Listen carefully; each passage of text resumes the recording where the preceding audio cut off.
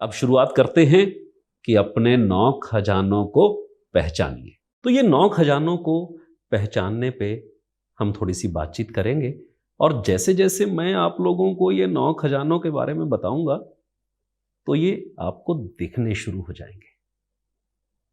9 ग्रह हैं, 9 ग्रह हैं और यही यही मूव कर रहे हैं। राशियां तो मूव कर नहीं रही हैं, राशियां तो स्थिर हैं, परंतु जो ये प्लैनेट्स हैं ना, ये इनमें मूव करते रहते हैं।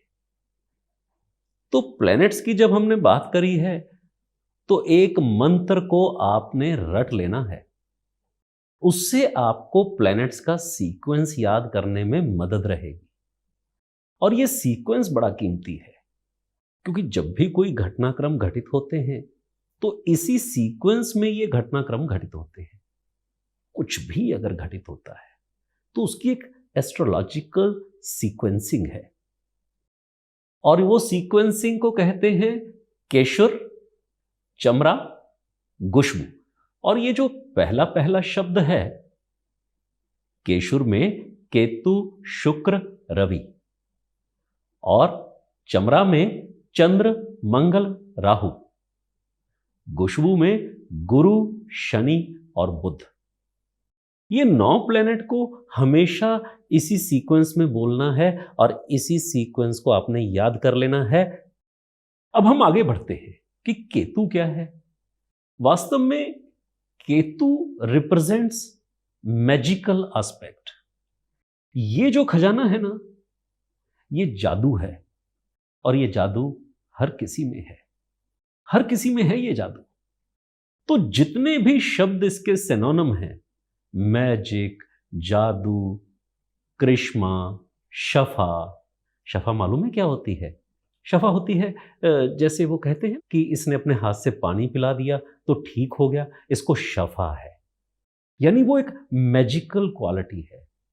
केतु है करिश्मा, केतु है क्रिज्मेटिक, केतु है मैजिकल, जो आपको एकदम से ऐसा विस्मय बोध दे देता है कि अरे ये कैसे हो गया। वो प्रॉपर्टी केतु की है। दूसरा प्लेनेट है शुक्र, और शुक्र की क्या प्रॉपर्टी है? खूबसूरती, एस्थेटिक्स, मेटिकुलसनेस, बारीकी, डिटेलिंग। जितना सौंदर्य है, जितनी खूबसूरती है, वो शुक्र रिप्रेजेंट करता है। और केशुर का तीसरा ग्रह है रवि। रवि यानी सूर्य। तो सूर्य क्या है? Sun is source of life. Source of life है तो सबसे बड़ा हीलर भी है। मालूम है ना कि हम सन की एनर्जी के कारण ही बहुत सारी चीजें कर पाते हैं। तो सूर्य उपचारक भी है, हीलर भी है और कोर भी है। कोर का अर्थ क्या होता है?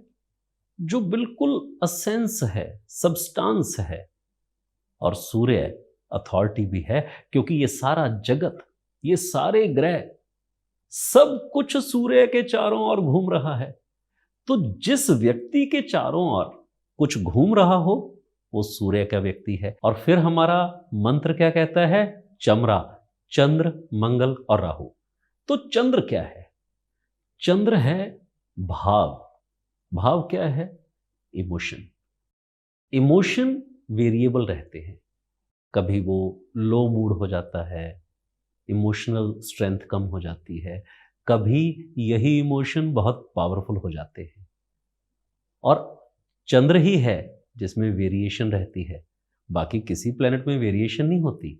उनके गुण हमेशा स्थायी रहते हैं, परंतु चंद्र के जो गुण हैं उनकी इंटेंसिटी कम ज़्यादा होती रहती है।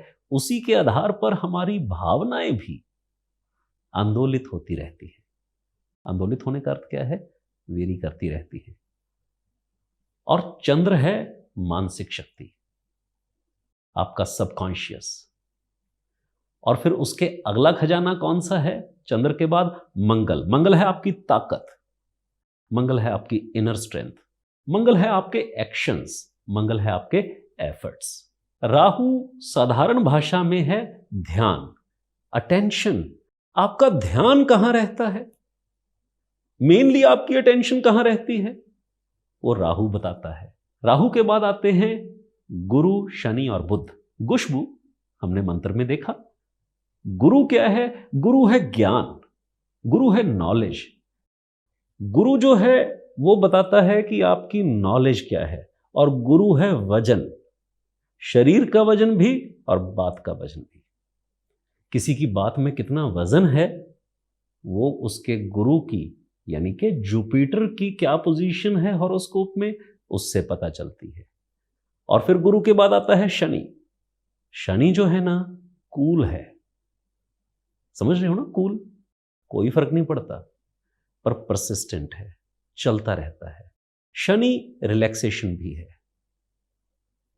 कोई खराब नहीं है, रिलैक्सेशन भी है, ठहराव भी है, और रेजिस्ट भी करता है। अगर शनि ना हो तो रुके ही नहीं कुछ, रुकावट नहीं है पर ब्रेक जरूर है। शनि के बाद आता है मरकरी, बुध। मरकरी जो है, बुध जो है, बुध है वाणी, और बुध संदेश भी है, और बुध या मरकरी मैसेंजर भी है और सूचना भी है। कोई भी एग्जिस्टेंस, उसके अंदर ये 9 हिस्से जरूर हैं। हां, किसी की इंटेंसिटी कम है, किसी की ज्यादा है। जाने अनजाने, चाहे मौज के लिए या फिर पीड़ा से मुक्ति के लिए, खोज तो सारी इन 9 खजानों की है। हाथ पांव मारते मारते कईयों को कुछ मिल भी जाते हैं, कई ढूंढने में पूरी जिंदगी निकाल देते हैं, कई मिलने पर भी भ्रमवश खो देते हैं। जो 9 खजाने तुम्हारे हैं, तुम्हारे ही पास हैं, तुम्हें खुद ही उनका पता नहीं। यह पता लगाने की विद्या को वेदों में ज्योतिष कहते हैं। कहते हैं कि ईश्वर की दी हुई ज्योति से यह ज्ञान प्रकाशित होता है, स्पष्टता होती है। ईश्वर की दी हुई ज्योति है ज्योतिष। सबसे पहले जादू, तुम्हारा जादू क्या है, तुम्हारा करिश्मा क्या है। दूसरा, शुक्र से आने वाला, तुम्हारी सुंदरता क्या है, व्हाट इज योर ब्यूटी। और फिर सूर्य, जिसको हम कहते हैं वीआईपी, जिसके अराउंड सब कुछ घूमता है, तो तुम्हारी विशिष्टता क्या है, तुम्हारा सत्य क्या है, तुम्हारा ना हिलने वाला सच क्या है। और फिर आता है अंतर्मन और भावना बुद्धि। चंद्र से तुम्हारे अंतर्मन की शक्ति क्या है। और फिर चंद्र के बाद आता है मंगल, यानी कि एक्शन, तुम्हारी ताकत। तुम्हारी ताकत किस बात में है, क्या है तुम्हारी ताकत, तुम्हारे एक्शंस क्या है। फिर आता है राहु, ध्यान, ध्येय, तुम्हारा ध्यान कहां है और तुम्हारा ध्येय कहां है, तुम कहां की तरफ लीड किए जा रहे हो। कहीं होता है ना कि किस तरफ लीड किए जा रहे हो, कहां से कहां जा रहे हो, तो तुम कहां लीड कर रहे हो लाइफ में। और फिर उसके बाद आता है गुरु। गुरु यानी तुम्हारा ज्ञान क्या है, तुम्हारा वजन बात में, रसूख में, प्रभाव में क्या है, ये गुरु बताता है। तुम्हारी शांति किस बात में है, तुम्हारे मन को शांति कैसे मिलती है, तुम्हारी एकाग्रता कहां है, तुम्हारा फोकस कहां है, वो क्या है जो तुम में ठहराव ले आता है। और फिर है बुध। बुध यानी मरकरी, तुम्हारी वाणी क्या है, तुम्हारा संदेश क्या है। प्रत्येक व्यक्ति के पास एक निजी संदेश है जो उसको संसार को देना है। तुम्हारा मैसेज टू वर्ल्ड क्या है। हाँ, इन सवालों के जवाब लिखने हैं। नहीं दिख रहे ना, नहीं सूझे, कोई बात नहीं, दिखेंगे और जरूर दिखेंगे। बस इसी देखने के लिए जो प्रकाश चाहिए, जो ज्योति चाहिए, जो क्लैरिटी चाहिए, वो क्लैरिटी देने वाली विद्या को ज्योतिष कहते हैं।